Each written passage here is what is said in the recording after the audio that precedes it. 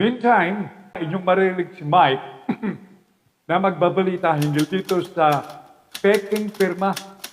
Isiniwalat pag-apela ni Kapitan Virgilio Mabag ng Barangay 178, Pasay City.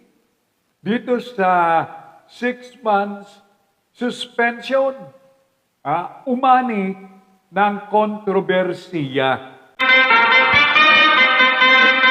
Go ahead, Mike Tangog. Come in, Mike.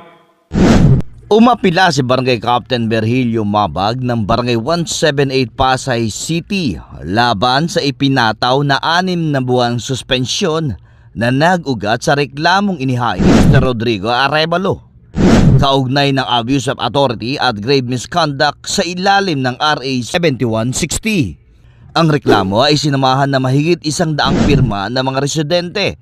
Subalit sa proseso ng apila ay lumitaw ang aligasyon na peke at questionable ang ilan sa mga pirma.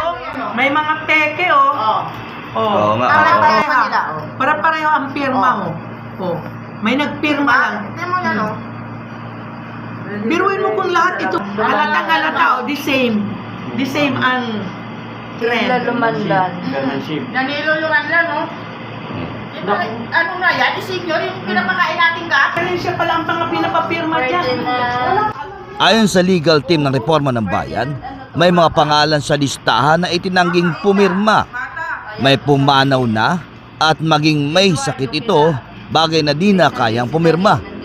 At may nagsabing nilinlang sila na para lamang umano sa tupad ang pinirmahan nila. Dahil dito, tinutulan ni Kapitan Virgilio Mabag ang naging desisyon ng Pasay City Council at humiling na muling pagripaso sa kaso.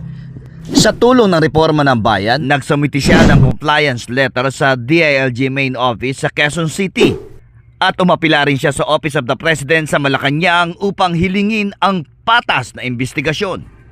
Sa kasalukuyan, hinihintay ang tugon ng mga kinaukulang ahensya kaugnay sa naturang apila. Ako si Mike Tangog, nagbabalita sa DWRB 103.9 Radio FM News. Ikaw ang una.